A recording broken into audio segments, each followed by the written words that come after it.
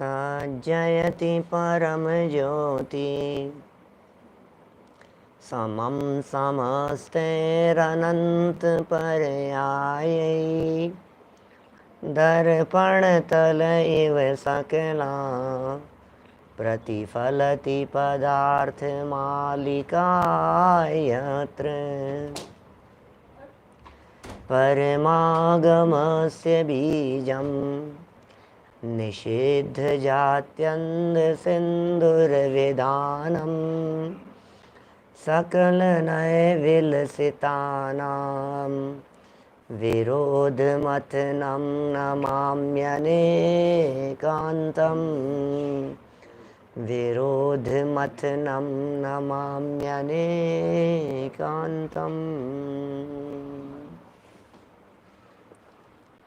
पुरुषार्थ सिद्धि उपाय नामक ये ग्रंथ है, अमृत चंद्राचार्य द्वारा लिखित। यह है श्रावकाचार नामक ग्रंथ। श्रावकों के जीवन को सुंदर बनाने वाला, श्रावकों के जीवन और श्रावकों की चर्या का प्रतिपादन करने वाला, श्रावक की जीवनचर्या किस प्रकार की होनी चाहिए उसे बताने वाला यह ग्रंथ हम सब लोग यहाँ पढ़ रहे हैं। सम्यक दर्शन, सम्यक ज्ञान की चर्चा कर लेने के उपरांत चारित्र की चर्चा चल रही थी और श्रावकों के चारित्र के अंतर्गत श्रावकों के 12 व्रत बताए जा रहे थे। श्रावकों के 12 व्रतों में हम यहाँ 11 व्रतों की चर्चा कर चुके हैं। 5 अणुव्रत, 3 गुणव्रत और 4 शिक्षा व्रतों में से 3 शिक्षा व्रत की चर्चा हो चुकी है। ये चौथा शिक्षा व्रत है जिसका नाम है अतिथि समविभाग। अतिथियों के प्रति विशेष रूप से विकल्प और बुद्धिपूर्वक विचार करते हुए उन्हें दान दिया जाना, आदर सम्मान और सत्कार उनका किया जाना, यह अतिथि समविभाग है। इस पूरी अतिथि समविभाग की चर्चा को यहाँ आचार्य देव ने दान के प्रकरण की तरफ डाइवर्ट कर दिया। पूरी की पूरी सिर्फ दान दान दान। और ये चर्चा करते हुए बोले दान देने की विधि क्या है, बोले नवदा भक्ति की चर्चा की। नवदा भक्ति पूर्वक दान दिया जाना चाहिए उत्तम पात्रों को, फिर जो अन्य पात्र हों उनको यथा योग्य रीति से दान दिया जाना चाहिए। ठीक है, 2 हो गए। फिर दान देने के संबंध में बोले देने वाले व्यक्ति में क्या क्या गुण होने चाहिए उनकी चर्चा हो गई। फिर दान किस वस्तु का दिया जाना चाहिए, इस तरह से 4 प्रकार के दानों की चर्चा हो गई। आहार दान, औषध दान, शास्त्र दान, अभय दान। और फिर उसके बाद में चर्चा, अंतिम चर्चा हुई कि भाई दान देने लेने के पात्र कौन कौन हैं। तो कल का जो अपना प्रकरण था उसमें दान लेने के पात्र जीवों की चर्चा हुई। कौन है आखिर पात्र जीव, किसे दिया जाए दान। तो फिर ये चर्चा अपनी चलती हुई बोले मुख्य रीति से 3 प्रकार के पात्र कहे हैं। एक उत्तम पात्र, एक मध्यम पात्र और एक जघन्य पात्र। ये 3 तरह के पात्र हैं और तीनों प्रकार के पात्र जीवों में सम्यक दर्शन प्रमुख है, वो सब में होना चाहिए। फिर एक बात और विशेष रूप से जोड़ दी, तो फिर साहब सम्यक दर्शन प्रमुख है तो सम्यक दर्शन निश्चय सम्यक दर्शन के व्यवहार सम्यक दर्शन। तो फिर उन्होंने कहा भैया बात तो सही है कि निश्चय होना चाहिए, लेकिन निश्चय क्योंकि पकड़ में नहीं आता है, इसलिए व्यवहार सम्यक दर्शन से पकड़ लो। तो जिसके जीवन में मोटा मोटा सब दिखाई दे रहा हो, क्राइटेरिया धर्म जिसके जीवन में दिखाई दे रहा हो, वो जीव पात्र जीव है, उसको देना चाहिए। बात पूरी हो गई, बात खत्म हो गई। देखिए अब 190 नंबर पेज पर इस चर्चा को हम यहाँ आगे बढ़ा रहे हैं। 190 नंबर पेज पर बहुत सुंदर एक पैराग्राफ हमने पढ़ा था। 190 पेज पर बीच में पैराग्राफ है, उत्तम पात्र को दान देने से उत्तम भोग भूमि। देखो जैसा पात्र को दान दिया वैसा कर्म बंधेगा। उत्तम को दिया तो उत्तम, मध्यम को दिया तो मध्यम, जघन्य को दिया तो जघन्य और कुपात्र को दिया तो कुभोग भूमि। क्या गजब शैली का प्रयोग किया है यहाँ पंडित जी साहब ने। पात्र पात्र पात्र और अपात्र सब बातें इसके अंदर लागू होगी। देखिए पढ़ रहा हूँ यहाँ से उसी पैराग्राफ को दोबारा, गुजराती में पेज नंबर 136 पर था। उत्तम पात्र को दान देने से उत्तम भोग भूमि। उत्तम पात्र को दान दिया है, उत्तम भोग भूमि की प्राप्ति होगी। और मध्यम पात्र को दान देने से मध्यम भोग भूमि, मध्यम पात्र को दान दिया तो मध्यम भोग भूमि की प्राप्ति हुई। और जगन्य पात्र माने सम्यक दृष्टि, तो जगन्य भोग भूमि की प्राप्ति हुई। तथा कुपात्र को दान देने से कुभोग भूमि मिलती है। अभी देखिए क्या कह रहे हैं, ये 4 तरह के पात्र कह दिए, 5वां और का है, यद्यपि कुपात्र के अलावा एक अपात्र और कह दिया है। अपात्र को दान देने से नरकादि गति की प्राप्ति होती है, ये रहन सार के अंदर कहा है। आप जानते हैं क्या होता है भोग भूमि, क्या होता है कुभोग भूमि है? भोग भूमि और कुभोग भूमि, एक होती है कर्म भूमि। क्या फर्क है? कर्म भूमि में कर्म करना पड़ता है, कर्म भूमि में पुरुषार्थ करना पड़ता है। क्या माने कर्म भूमि में भोजन बनाना पड़ेगा, पैसा कमाना पड़ेगा, बिजनेस करने पड़ेंगे हैं, मतलब सब काम करने पड़ेंगे। माने जब भी हम कुछ भी काम करें और पुरुषार्थ करना पड़े, मेहनत करनी पड़े, भाग दौड़ करनी पड़े, प्रयत्न पूर्वक सामानों को, साधनों को, सुविधाओं को जुटाना पड़े, ये सब कर्म भूमि के काम हैं। क्या हम लोग सब कर्म भूमि में हैं अभी। म्लेच्छ खंड भी कर्म भूमि ही कहलाता है, क्योंकि म्लेच्छ खंड के जीवों को भी कर्म करना पड़ता है, म्लेच्छ खंड के जीवों को भी पुरुषार्थ करना पड़ता है, प्रयत्न करना पड़ता है। हमारी जैसे ही होते हैं म्लेच्छ खंड के जीव भी कर्म भूमि वाले ही होते हैं। भोग भूमि में भोगों की प्रधानता होती है, भोग भूमि में कल्प वृक्षों की प्रधानता होती है, भोग भूमि में साधन सुविधाएं सब कल्प वृक्षों से मिलती हैं। 10 प्रकार के 10 जाति के कल्प वृक्ष होते हैं। किसी से भोजन मिलता है, किसी से लिक्विड मिलता है, किसी से रोशनी प्रकाश की साधन ऐसी चीज़ें मिलती है, किसी से बर्तन मिलते हैं, किसी से कपड़े मिलते हैं, किसी से आसन आदि मिल जाते हैं, पलंग आदि इस तरह की चीज़ें। तो ये सब, किसी से गहने मिलते हैं। ये 10 अलग अलग प्रकार के हैं उन कल्प वृक्षों से। और जिसका जैसा पुण्य होता है उस पुण्य के प्रमाण में उस जीव को उस चीज़ की प्राप्ति होती है। जैसा पुण्य होगा, क्वालिटी पुण्य के प्रमाण में मिलेगी और फिटिंग आपकी साइज के हिसाब से मिलेगी। ट्रायल रूम नहीं होता वहाँ भोग भूमि में, ट्रायल करने नहीं जाते हैं। माने ऐसा नहीं होता है कि आपको कहीं पर जाना पड़ेगा ट्रायल करने के लिए, जाएगा ट्रायल रूम में जाएगा, वहाँ जा करके चेक करेगा, फिटिंग नहीं है साहब इसकी फिटिंग करवाओ, अच्छे से करा करके देंगे, 2 दिन बाद में कल ले जाना, कल सुबह तक शाम तक मिल जाएगा आपको। ऐसा नहीं है। बोलो, कल्प वृक्ष एरिया वाइज होते हैं, सबके अपने अपने एक एरिया बने हुए होते हैं, उस एरिया में उनको वो भोग सामग्रियाँ कल्प वृक्षों से प्राप्त होती है। तो जिस जगह पर कल्प वृक्ष होते हैं और कल्प वृक्षों से प्राप्त होती है, कितना पुण्यशाली होते होंगे वो सब जीव। आपने दिया था, सुपात्र को दिया था, उत्तम पात्र को दिया था, अरे आपने पात्र को दान दिया, सुपात्र अच्छे पात्रों को दान दिया, आपकी इस जाति का पुण्य बन गया कि आपको भी ऐसा मिलेगा अपने आप ही। क्या 2.5 द्वीप में कुल 30 भोग भूमियां हैं। 15 कर्म भूमियां और 30 भोग भूमियां। इस पूरे 2.5 द्वीप की बात कर रहे हैं, मनुष्य लोक की बात कर रहे हैं। हाँ, कुछ जो कर्म भूमियां कहलाती हैं, भरत और ऐरावत, इनमें भी पहले दूसरे तीसरे काल अवसर्पणी के पहले काल में, अवसर्पणी के दूसरे काल में, अवसर्पणी के तीसरे काल में, तो पहले दूसरे और तीसरे काल में यहाँ पर क्या होता है, कल्प वृक्ष होते हैं। हम जिस जगह पर हैं ना अभी, आप जिस नगर में हैं, जिस देश में हैं, जिस क्षेत्र में हैं, यहाँ पर भी क्या होता है, अपन सब जगह पर कल्प वृक्ष होते हैं पहले दूसरे तीसरे काल में। फिर क्या होता है, पहले दूसरा तीसरा काल जब खत्म हो जाता है, खत्म होने लगता है काल, तो फिर कर्म भूमि शुरू हो जाती है। क्या माने, और कर्म भूमि शुरू हो जाती है तो कल्प वृक्ष खत्म होने लग जाते हैं। कल्प वृक्ष धीरे धीरे खत्म हो गए।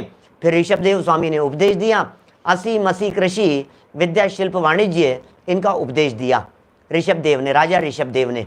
और जगत के जीवों को कर्म करना सिखाया, कमाना सिखाया, बनाना सिखाया, कर्म करना, पुरुषार्थ करना सिखाया, सब प्रयत्न करना सिखाया। ये सब कर्म भूमि के काम है। तो आप देखिए कर्म भूमि कैसी हो गई, कर्म कर्म कर्म, और भोग भूमि कैसी हो गई, जाओ और भोगो। पूरी जिंदगी भोग विलासिता के अंदर बीतती है। और आपको जानकर के आश्चर्य होगा अनेक नए लोगों को कि भोग भूमि के सभी जीव मर कर के नियम से देवगति में ही जाते हैं। सारे भोग भूमि के जीव सब मर करके देवगति के अंदर जाएंगे। ऑटोमेटिक इस प्रकार की व्यवस्था है, सब मरेंगे और देवगति में मरेंगे और देवगति में मरेंगे और देवगति। युगलिया जन्म लेते हैं, युगलिया, इवन देन त्रियंच भी, माने त्रियंच गति के जीव भी युगल से ही पैदा होते हैं। कहीं हाथियों के युगल हैं, कहीं घोड़ों के युगल हैं, कहीं बैलों के युगल हैं, कहीं भेड़ों के युगल हैं, कहीं बंदरों के युगल हैं, ऐसे जोड़े से। और जोड़े से ही मरते हैं, जोड़े से ही जन्म लेते हैं। संख्या फिक्स होती है भोग भूमियों के अंदर, न पॉपुलेशन बढ़ती है न पॉपुलेशन घटती है, सेम टू सेम रहती है। क्या वहाँ विकलत्रय जीव नहीं होते, जलचर जीव नहीं होते वहाँ भोग भूमि के अंदर, जल में रहने वाले जीव नहीं होते, जलचर नहीं होते। और सब मरेंगे, आयु पूरी होगी और अंत समय में जीवन पूरा करके मंद कषाय से मरते हैं, मंद कषाय के अंदर ये आयु बांधते हैं, सब मर करके नियम से देवगति के अंदर चले जाते हैं। तो बोलो कितना अच्छा लग रहा है यार, भोग भूमि जाना तो बहुत अच्छा लग रहा है हमारे को। यहाँ से मरेंगे, भोग भूमि में चले जाएंगे, कल्प वृक्ष होंगे। हे कल्प वृक्ष, लड्डू चाहिए तो लड्डू आ गए, गुलाब जामुन चाहिए तो गुलाब जामुन आ गए हाथ में, जो चाहोगे वो बर्तन में, पात्र में, सब आपको उस तरह से मिल जाते हैं। तो बात ये कह रहे हैं आहार बहुत कम होता है, आहार की इतनी कुछ ज़रूरत नहीं होती है, क्योंकि बहुत कम कम कम कम वे आहार ग्रहण करते हैं। भोजन होता है, आहार होता है, लेकिन निहार नहीं होता उनके। भवनवासी व्यंतर ज्योतिषियों में, माने समझ लीजिए आप, भवनत्रिकों में कि वैमानिकों में, सब कहीं भी देवगति के जीवों में उनका जन्म होगा। ऐसा देवगति ही है, माने उसको वैमानिक देव नहीं समझना, स्वर्ग नहीं कहना, देवगति में जन्म होता है, इतना कथन है। अभी देखिए क्या कह रहे हैं, ये कह रहे हैं यहाँ उत्तम पात्र को दान देने से उत्तम भोग भूमि, ठीक है, मध्यम पात्र को दान देने से मध्यम भोग भूमि, और जगन्य पात्र को दान देने से जगन्य भोग भूमि मिलती है। लो साहब, ख्याल में आ रही है बात। तथा कुपात्र को दान देने से भोग भूमि मिलती है। कौन सी? कुभोग भूमि। अब ये कुभोग भूमि क्या है, ये चक्कर है। कुभोग भूमि का क्या चक्कर है? बोले कुभोग भूमि होती है कुल 96, 48 है लवण समुद्र में और 48 है कालोदधी समुद्र में। क्या 48 लवण समुद्र में, 48 कालोदधी समुद्र में। और वहाँ क्या है, मतलब आधा आधा आधा शरीर होता है कुभोग भूमि में, आधा शरीर मनुष्य का और आधा शरीर तिर्यंचों जैसा, ये कुभोग भूमि है। कल्प वृक्ष वहाँ भी होते हैं, कोई मिट्टी वगैरह खाते हैं, आधा आधा शरीर मनुष्यों जैसा हो गया, आधा तिर्यंचों जैसा हो गया। बड़ी विचित्र प्रकार की परिस्थितियाँ होती हैं कुभोग भूमि की। कहीं पूंछ वाले मनुष्य होते हैं, कहीं सींग वाले मनुष्य होते हैं, कहीं लंब कर्ण मनुष्य हैं, कहीं पूरा शरीर तो मनुष्य जैसा है और मुख के ऊपर गधे जैसा लगा हुआ है, शेर जैसा लगा हुआ है, घोड़े जैसा लगा हुआ है।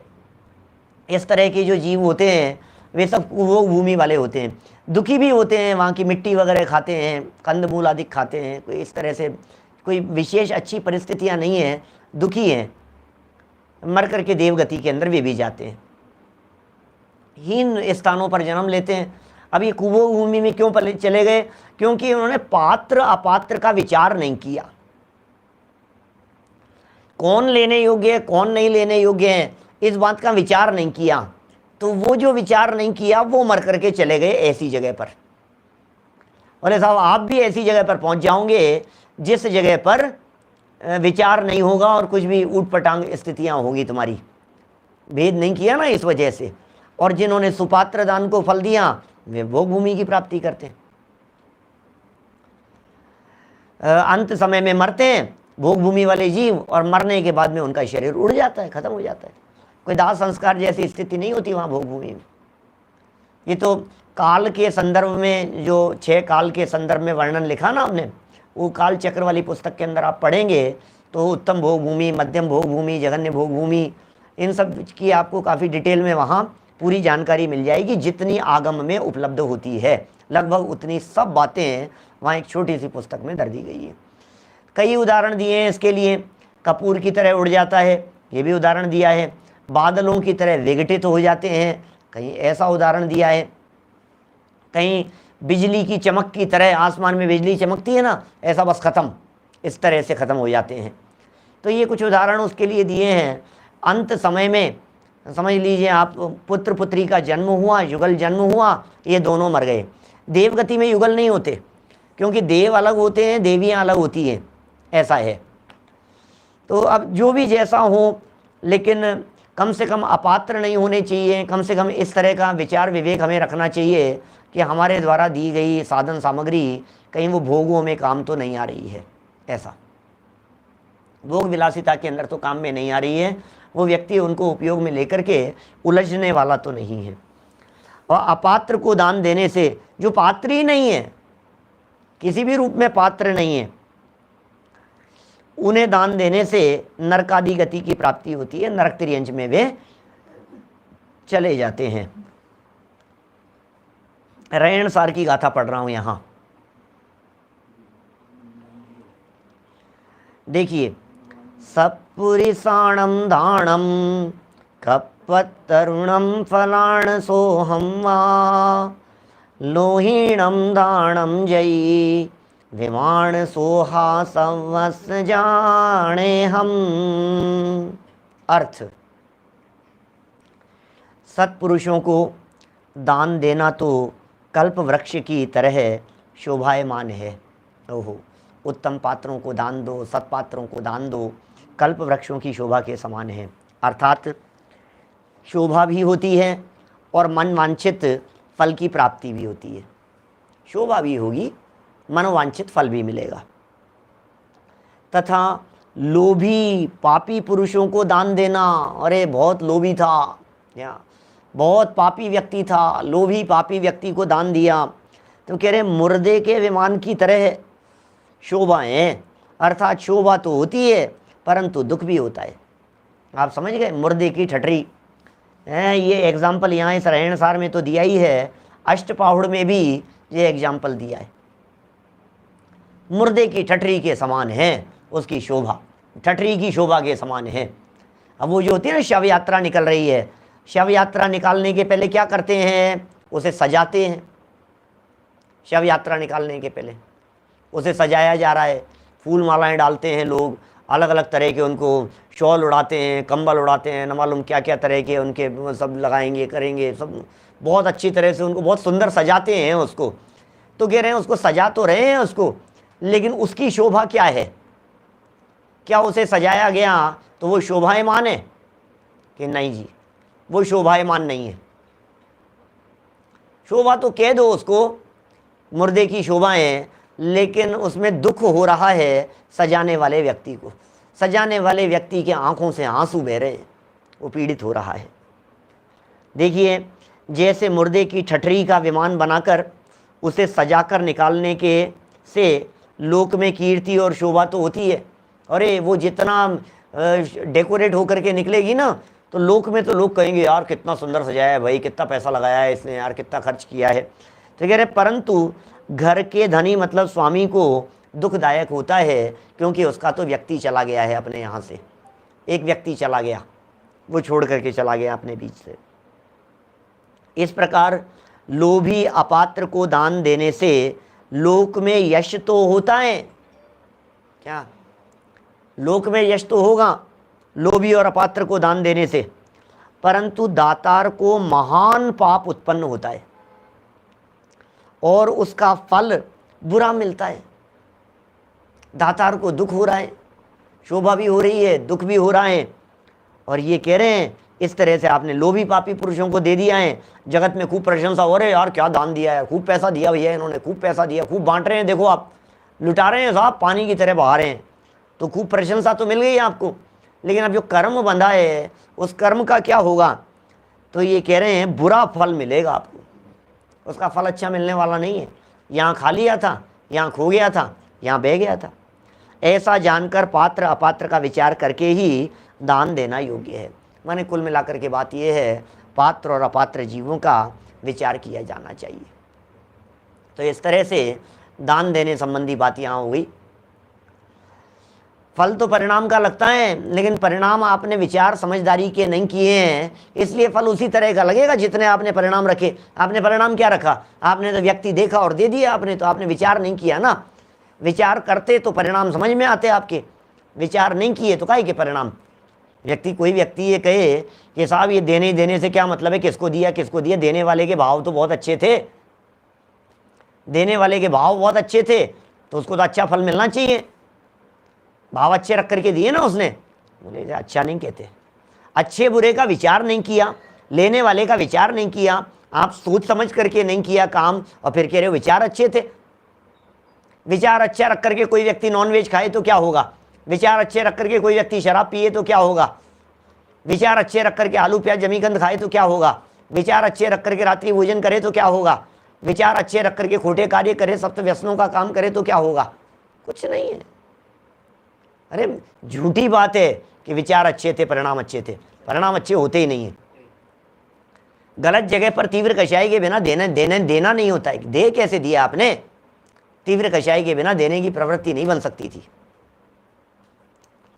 दान देने से हिंसा का त्याग होता है। 172 नंबर का श्लोक है।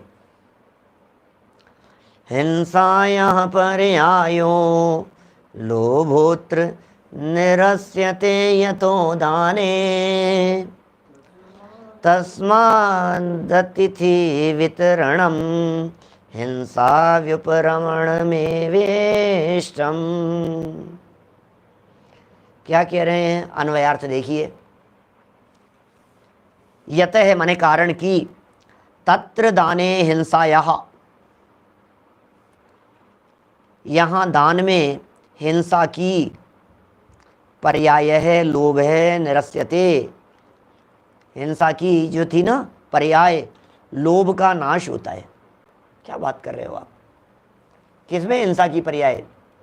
हिंसा की पर्याय है लोभ, हिंसा की पर्याय है राग, हिंसा की पर्याय है झूठ, हिंसा की पर्याय है मायाचारी, हिंसा की पर्याय है क्रोध, हिंसा की पर्याय है राग द्वेष। तो ये सब हिंसा की पर्याय हैं। अब क्रोध मान माया लोभ हास्य रति अरति ये सब हिंसा था ना, इनको हिंसा सिद्ध किया था पीछे, ध्यान होगा आपको। क्या कहा था? आत्म परिणाम हिंसेन हेतुत्वात् सर्वमेव हिंसे तत् अनृत वचनादि केवल मुदारतम शिष्य बोधाय। याद भी करवाया था पहले श्लोक आप लोगों को। आत्म परिणाम हिंसन, आत्म परिणामों की हिंसा होने से सब कुछ हिंसा ही है। आत्म परिणामों की हिंसा होने से क्या सर्व में सब कुछ हिंसा है। क्योंकि किसकी हिंसा हो रही है? बोले परिणामों की हिंसा हो रही है, आत्म परिणामों की। बोले झूठ वो भी हिंसा है, चोरी वो भी हिंसा है, लोभ बोले वो भी हिंसा है। तो हिंसा है ही। झूठ चोरी कुशील आदि भी सभी हिंसा ही है, उन सबको भी हिंसा ही समझना चाहिए। तो बतलाइए, ये जो दान दिया तो दान देने में लोभ कम हुआ ना कुछ? कि हाँ साहब दान देने में लोभ तो कम हुआ है, क्योंकि लोभ की कमी के बिना दान देना नहीं हो सकता। लोभ कम हुआ तभी तो व्यक्ति दान देगा। तो अब प्रश्न ये है कि जब लोभ की कमी हुई तो फिर उसको क्या कहें? तो बोले अहिंसा कह दो उसको। ठीक बात है, ये यहां सिद्ध कर रहे हैं इस श्लोक के माध्यम से। निरस्यते माने नाश होता है, तस्मात् माने इसलिए, अतिथि वितरणम हिंसा विप्रमणेव, अतिथि दान को हिंसा का त्याग ही इष्टम कहा है। मैं यहाँ आपने अतिथि दान दिया तो बोले ये समझ लेना आपकी हिंसा का त्याग कर दिया आपने। अतिथि संविभाग में हिंसा का त्याग है, ये बात यहाँ गर्भित हो गई। कितने सुंदर बातें, मतलब सारे प्रकरणों को सोचो आप। कभी आप सोचते हैं पुरुषार्थ सिद्धि उपाय ग्रंथ हिंसा के लिए समर्पित है क्या? सिर्फ हिंसा के लिए समर्पित है। जहां देखो वहां हिंसा की चर्चा, जहां देखो वहां हिंसा की चर्चा। माने चर्चा कर रहे हैं अतिथि संविभाग की, और बात क्या कह रहे हैं, बोले अहिंसा है। अब ये क्या सिद्धांत बतला दिए, क्या बातें कह दी हैं। चलिए टीका पढ़ता हूं मैं। इस दान में हिंसा का एक भेद जो लोभ है उसका त्याग होता है। क्या इस दान में, ये जो दान दिया जा रहा है, ये जो दान दिया जा रहा है, किया जा रहा है, अतिथि संविभाग, भोजन कराया जा रहा है, पात्र जीवों को दिया जा रहा है, हैं सतपात्रों को दिया जा रहा है, आपने गरीबों को दिया, दीन दुखियों को दिया, परेशान होने वालों को दिया, सम्यक दृष्टियों को दिया, पंचम गुणस्थानवर्तियों को दिया, व्रतियों को दिया, संयमियों को दिया, तपस्वियों को दिया, आहार दान आपने प्रदान किया, उनको आपने रक्षा प्रदान की, उनको आपने जीवन दान दे दिया, आपने उनको विशेष प्रकार की औषधि दी, आपने अबोध अज्ञानी जीवों को जो ज्ञान दान प्रदान किया, उन्हें जो सत्य समझ दे दी, विवेक दे दिया, वेद विज्ञान का ज्ञान प्रदान कर दिया, सच्ची बातें जो आपने उनको बतला दी है। बोले ये सब दान जो भी जिनकी चर्चाएं पिछले प्रकरण में अपन पिछले 2-5 दिनों से जितनी अपन कर रहे हैं, उस सारी चर्चा को इस एक वाक्य के अंदर लगा लीजिए। इस दान में, इस दान में माने आहार दान में, इस दान में माने औषध दान में, इस दान में माने अभय दान में, ज्ञान दान में, सब कुछ में बोले क्या किया, इस दान में क्या हुआ, हिंसा का एक भेद जो लोभ है उसका त्याग हुआ। हिंसा के कितने भेद, हिंसा के कितने भेद बताओ, हैं कुछ ध्यान आपको? बहुत तरह के भेद बतलाए थे हिंसा के, 2 भेद बता दिए, 4 भेद बतला दिए, 8 बतला दिए, कितने कितने प्रकारों से भेदों की चर्चाएं खूब की है पीछे। हिंसा के भंग बना करके बतला दिए, अलग अलग प्रकार के भंग बना करके चर्चा कर ली। और मूल परिभाषा के अनुसार देखो तो कितने भेद बनेंगे हिंसा के, बोले अनंत भेद बनेंगे। आरंभी, उद्योगी, विरोधी, संकल्पी, ये 4 प्रकार की हिंसाएं तो कही थी। द्रव्य हिंसा, भाव हिंसा के रूप से 2 बतला दी थी, भंग बतला दिए थे अलग अलग प्रकार के, तो बहुत तरह की बातें हो गई थी। अभी ये कह रहे हैं उन सब में, आरंभी हो, उद्योगी हो, विरोधी हो, सब हो, और जो इसके अनंत भेद जो बतलाए हैं, उसमें हिंसा के साथ में झूठ, चोरी, कुशील, परिग्रह, क्रोध, मान, माया, लोभ, हास्य, रति, अरति, शोक, भय, जुगुप्सा, स्त्री वेद, पुरुष वेद, नपुंसक वेद, सब सारी बातें। क्या बोलो, ये जितनी बातें बतलाई हैं ये सारी बातें हिंसा है। बोले राग, बोले हिंसा, राग को तो मुख्य रूप से हिंसा कहा था। बोले द्वेष, द्वेष को भी मुख्य रूप से हिंसा कह दिया। तो राग और द्वेष ये तो मुख्य रीति से हिंसा कहने में आए हैं। क्रोध, मान, माया, लोभ, इनको बांटा है राग में और द्वेष में। क्रोध और मान ये सब द्वेष हैं, माया और लोभ ये सब राग है, और राग द्वेष हिंसा है। तो बताओ लोभ जो है, ये लोभ क्या है, हिंसा है, राग रूप है। क्रोध और मान में द्वेष है, मायाचार और लोभ में राग है, बराबर। तो लोभ में राग है ना, और आत्मा में राग की उत्पत्ति होने का नाम हिंसा कहा था। भूल गए आप लोग? क्या क्या था मतलब? आत्मा में राग भाव की यदि उत्पत्ति मात्र भी हो गई, राग आदि, अकेला राग नहीं, राग, द्वेष, काम, क्रोध आदि कषायों के जितने भी भाव हैं, वे भाव यदि उत्पन्न हो गए आत्मा में तो हिंसा हो गई। इसका नाम ही हिंसा है। आत्मा की हत्या कर दी उसने, या आत्महत्या हो गई। तो लोभ का परिणाम में हिंसा है, और निर्लोभता के परिणाम में बोले अहिंसा है। कितने क्या कैसे घटित करते हैं, कैसे सिद्ध करते हैं आचार्य देव? अप्रादुर्भाव खलु रागादि नाम भवत्ते हिंसेति तेषां में उत्पत्ति हिंसेति जनागम से संक्षेप है। किस तरह से सिद्ध किया है, और यहाँ उस बात को घटित कर दिया इन्होंने। देखो इस दान में हिंसा का एक भेद, कौन सा भेद? लोभ। लोभ हिंसा का भेद है कि हाँ जी, क्रोध, मान, माया, लोभ सब कुछ हिंसा के ही भेद हैं। झूठ, चोरी, कुशील, परिग्रह बोले हिंसा के ही भेद हैं।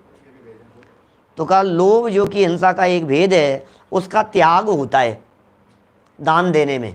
लोभ कम हुआ, लोभ घट गया है, क्योंकि लोभ छूटने पर अपनी वस्तु दी जाती है।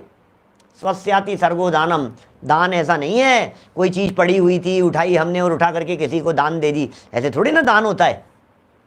अपनी वस्तु का दान दिया जाता है, पराई वस्तु का दान नहीं होता है। मंदिर की चीज़ उठा करके दान में दे दी आपने, इसका नाम दान थोड़ी ना है। किसी की कोई चीज़ पड़ी हुई थी, हाँ हाँ ले जाओ सब ले जाओ, मैं कह रहा हूँ ना आप तो ले जाओ। अरे तो आपकी थी क्या? ये नहीं साहब मेरी तो नहीं थी, तो फिर आप कौन दान देने वाले? पहले नक्की तो करो। अनुग्रहार्थम स्वस्याति सर्गोदानम, क्या अनुग्रह के हेतु से, मतलब अपने और पराये के हेतु से, दोनों का भला जिसमें हो, कल्याण जिसमें हो, इस बात को ध्यान में रख करके अपनी वस्तु को प्रदान करना वो दान कहलाता है। तो असली दान क्या है? आपने भोजन बनाया, आपका था, आपके पुण्य पाप कर्म के उदय से मिला था, वो सब उसकी चर्चा चल रही है। क्या बोलो? ये सब शुभ भावों संबंधी चर्चाएं। दान जो है, चाहे दान हो, चाहे व्रत हो, चाहे अणुव्रत हो, चाहे महाव्रत हो, चाहे और भी कोई संयम के परिणाम हो, ये सब परिणाम शुभ रूप हैं। चाहे 12 भावनाओं का चिंतन हो, चाहे 22 परिचयों का विचार हो, चाहे 16 कारण भावनाओं का चिंतन हो, सब शुभ भाव हैं, सब में मंद कषाय है। क्या समझ में आ रही है बात? तो अब ये मंदिर में जो आपने द्रव्य दे दिया है, गुल्लक में डाल दिया है, ठीक है, जितना जो कुछ छूटा है आपसे उसके परिणामों का आपको फल मिलेगा। लोभ थोड़ा सा कम हुआ है, क्योंकि लोभ छूटने पर अपनी वस्तु दी जाती है। आपने अपनी वस्तु दे दी है, इसका मतलब लोभ छूट गया है। देखिए, इसलिए पात्र अतिथि को दान देना हिंसा का ही त्याग हुआ, हिंसा का ही त्याग है, अतः अपने लिए सुखदायक है। माने ये सिद्ध हो गई है, यहाँ ये बात बिल्कुल स्पष्ट हो गई है कि वो हिंसा का दान हो गया है, इसलिए वास्तव में वो सुखदायक हो गया है, सुखदायक की श्रेणी में चला गया है। भावार्थ पढ़ते हैं अपन, क्या लिख रहे हैं? वास्तव में जब अपनी अंतरंग कषाय जो लोभ है, क्या ये अपनी अंतरंग कषाय है, लोभ, उसका त्याग होने पर ही अपने परिणाम बाह्य वस्तु को वितरण करने के होते हैं। होते नहीं है, मजाक छोड़ी ना, किसी कोई चीज़ दे दो निकलती है क्या? प्राण निकल जाए वस्तु नहीं निकले। दुनिया की हालत ऐसी दिखाई देती है, मैं कैसे दे दूं? देना समझ में नहीं आता है। एक लोभी सेठ का प्रसंग आता है इस तरह का, बहुत कंजूस लोभी सेठ, बहुत कंजूस, अरे कंजूस नहीं, कंजूसों का बाप ऐसा कंजूस, महाकंजूस सेठ, क्या महालोभी, और नदी में गिर गया, कहीं बह गया, बहाव में बह गया। तो किसी व्यक्ति ने कहा, अरे सेठ जी लाओ, कोई आया बचाने के लिए, लाओ आपका हाथ दो, मैं बचा लेता हूं। क्या? तो दूसरा व्यक्ति उधर से, सेठ जी ने हाथ नहीं दिया, तो दूसरा व्यक्ति उधर से गुजर रहा था, अरे बोले तू भी किससे हाथ मांग रहा है, मैं तो तेरे बस की बात नहीं, देख मैं बताता हूं तुझे। तो उसने कहा, लो सेठ जी मेरा हाथ पकड़ लो। तो सेठ जी ने हाथ पकड़ लिया और सेठ जी, भाषा के फर्क की कह रहा हूं, सेठ जी को ये कहा था, सेठ जी अपना हाथ दो। तो सेठ जी ने कहा, मैं दूं? मैं सेठ कंजूस, मैं दे नहीं सकता। और सेठ जी को कहा, लो सेठ जी हाथ पकड़ लो। तो लेओ के नाम पर उसने फटाफट हाथ पकड़ लिया। ऐसे ऐसे कंजूस की बात है, माँ कंजूस लोग दुनिया में बहुत होते हैं, जाती नहीं है अपने पास से चीज, मरते मर जाएंगे, लेकिन कैसे दे देवें। जीते जी तिजोरी की चाबियां बहुओं को संभला देवें, बड़ा कठिन काम है भाई साहब। क्या विरले मिलेंगे लोग इस तरह के, जीते जी बच्चों में बंटवारा कर देवे, सुख शांति से अपने हिसाब से रह लेवे, बहुत मुश्किल काम है। बिल्कुल कुंडली मार करके जीते जी, जब तक जान में जान है, गल्ला नहीं छूटता है सेठ साहब से। दुकान पर बैठे बैठे गल्ला संभालेंगे हम, सेठ जी बैठे हैं उसके ऊपर अपना टांगे समेट करके, उसके ऊपर अपने को छूटना, अपन तो बस ये लोभ छूटना कितना कठिन काम है। इस लोभ को ले करके कहाँ जाएगा? कौन से जन्म में जाएगा, कहाँ जाकर के भुगतेगा ऐसे जाकर के, लेकिन छूटती नहीं है। घरों में जितना अटाला, मैंने पहले जो चर्चा की थी आपसे एक बार, घरों में जितना अटाला दिखाई देता है ये सारा का सारा अटाला आपके लोभ का परिणाम है, इसके अलावा और कुछ नहीं है। क्या? और कुछ भी नहीं है, सिर्फ और सिर्फ सारा अटाला जिसमें टूटी कुर्सियां पड़ी होगी, टूटी टेबल पड़ी होगी, काम में नहीं लेने वाले कपड़े पड़े होंगे, पुराने हो गए होंगे, घिस गए होंगे, पुराने डब्बे डब्बियां, न मालूम क्या क्या अटाला ऊट पटांग। मतलब मैं क्या कहूँ आपसे, नया आ गया लेकिन पुराना छूट नहीं रहा है, नया खरीद लिया है लेकिन पुराना फेंका नहीं जा रहा है, दिया नहीं जा रहा है, गरीब को नहीं दिया जा रहा है, निकाला नहीं जा रहा है, रद्दी में नहीं पटका जा रहा है, ऐसी हालत है। सबके लिए कह रहे हैं यहाँ पर भाई साहब, कितनी सुंदर बात कह दी है भावार्थ में। सुनो, वास्तव में जब अपनी अंतरंग कषाय है ना, लोभ राग कषाय मान माया, ये सब अंतरंग कषाएं हैं जो बाहर में पदार्थों में नहीं देखी जाती है। अंतरंग का चेट का परिणाम था, चेट थी अंदर में, वो परिणाम था। तो ये कहते हैं अंतरंग में जो लोभ कषाय है उसका त्याग होने पर ही, अंतरंग में उस कषाय का त्याग होने पर ही अपने परिणाम बाह्य वस्तु को वितरण करने के होते हैं। कैसे भाव बन गए आपको देने के? क्या देने के भाव कैसे बन गए, आपने कैसे निकाल दिया? तो बड़ा कठिन है भाई साहब। क्या परिणाम देने के कब हुए, क्या चीज बांटी, क्या चीज दी, क्या चीज प्रदान की? और हमने कही थी हिंसा दान नहीं हो, ऐसी चीज दान में नहीं दी जानी चाहिए जिसमें हिंसा दान हो। 5 प्रकार के दान कहे, 5 प्रकार के अनर्थ दंड कहे थे। कौन कौन से? आप ध्यान, पापोपदेश, प्रमादचर्या, हिंसा दान, दुष्श्रुति। नाम भूल जाते हैं, याद करते रहिए। ऐसी वस्तुएं जो हिंसा उत्पन्न करने वाली हो, ऐसी वस्तुएं जो पाप उत्पन्न करने वाली हो, जो जीवों को कष्ट तकलीफ होने देने वाली हो, जो किसी को विराधना उत्पन्न करने वाली हो, वे न देवें। और किसी भी वस्तु को यदि आप दे रहे हैं तो उनको देने में आपके जो परिणाम हैं, ये आपके वस्तु को वितरण करने के आपके परिणाम ये लोभ के त्याग के बिना नहीं हो सकते। इसलिए लोभ कषाय का त्याग ही वास्तविक दान है। ये मार्मिक बात आ गई है। इस दान के प्रकरण का मैं कह सकता हूं जो एसेंस है, इस दान के प्रकरण का जो निष्कर्ष है, इस दान के प्रकरण में से पूरे में से यदि कुछ निचोड़ निकाला जाए तो क्या निकलता है? असली चीज ये है, लोभ कितना कम हुआ भाई साहब, ये बतलाइए। लोभ कम हुआ कि नहीं हुआ? लोभ मंद पड़ा कि नहीं पड़ा? कषायों में कुछ मंदता शिथिलता हुई कि नहीं हुई? ये है हार देश का। और वो नहीं हुआ तो फिर तो क्या है, 1 लाख कमाता है, 5 लाख कमाने के लिए दौड़ता है। 1 लाख देता भी इसलिए है कि क्योंकि वो जो पंडे लोग होते हैं, दान मांगने वाले ऐसे लोग, वो सब ये कहते हैं आप 1 लाख हमारे को दो। अरे चिंता मत करो सेठ जी, तुम्हारे को 1 लाख नहीं 5 लाख मिलेगा। ये तो एफडी हो रही है। आप क्या सोच रहे हो? आप जो हमारे मंदिर के लिए, आप हमारी संस्था के लिए आप जो दे रहे हो, ये तो एफडी हो रही है आपकी। आप मत सोचिए कुछ भी।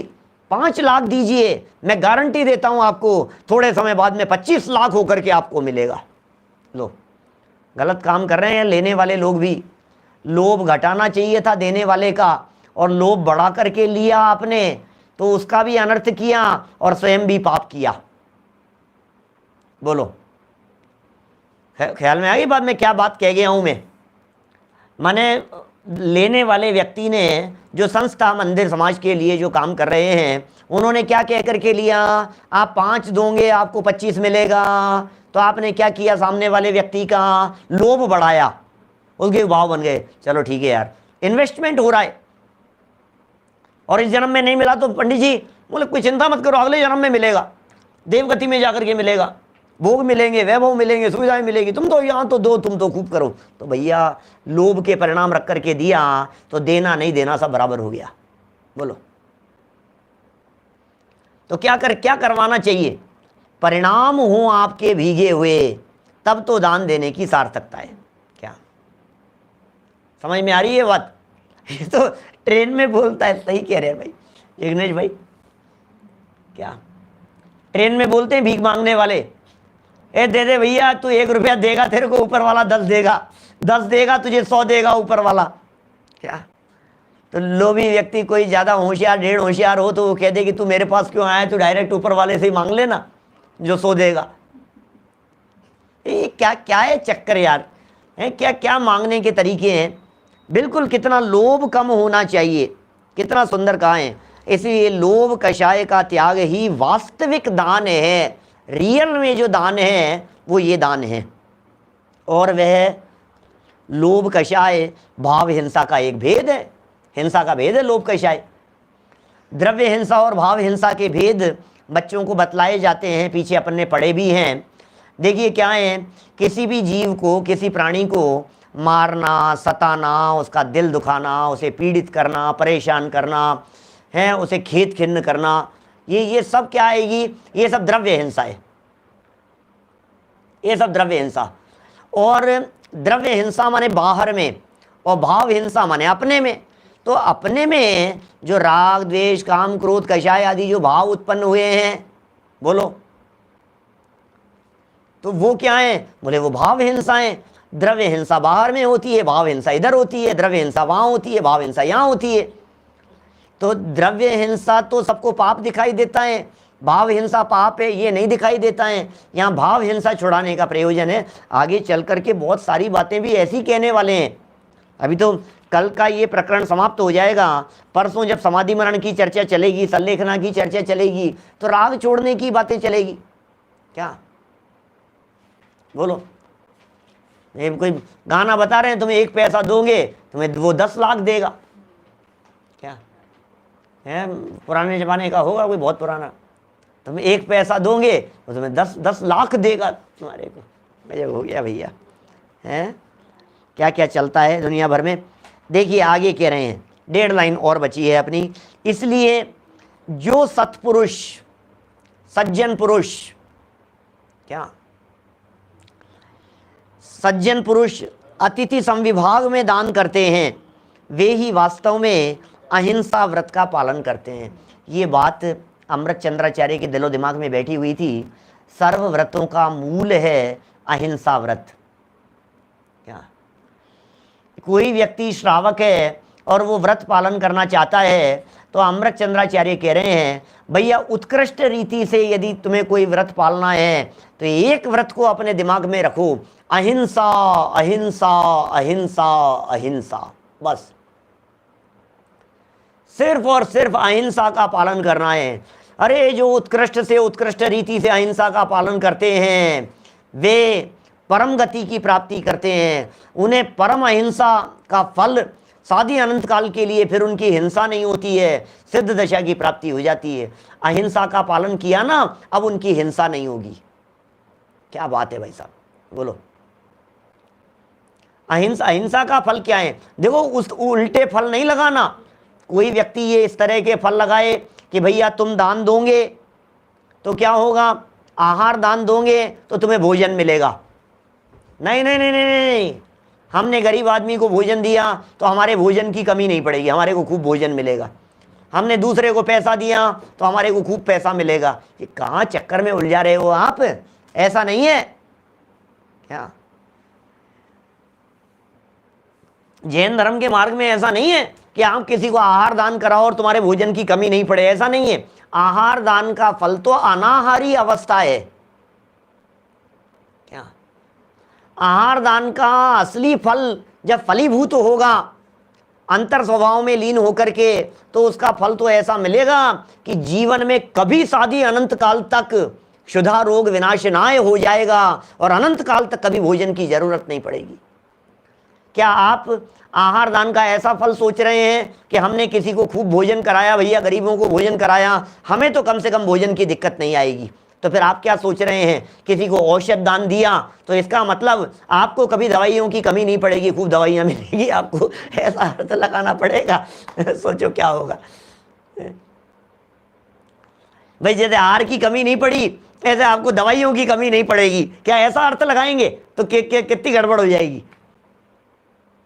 बोलो। अभय दान का अर्थ क्या लगाएंगे आप? अभय दान का अर्थ ये कि मरते हुए हमें भी कोई व्यक्ति बचा लेगा, हमें भी कोई व्यक्ति सुरक्षा प्रदान कर देगा, अभय कर देगा, निर्भय कर देगा कि नहीं, अरे ऐसे निर्भय स्वरूप प्रकट होगा जिसमें भय अनंत काल के लिए मिट जाएगा।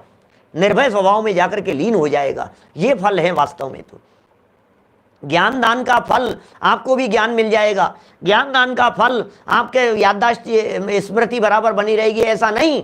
ज्ञान दान का फल केवल ज्ञान की प्राप्ति हो जाएगी, ऐसा ज्ञान दान का फल मिलेगा। कौन से फलों को जोड़ रहे हैं अपन, कौन से फल को सोच रहे हैं? ज्ञान दान के फल में केवल ज्ञान की प्राप्ति होती है।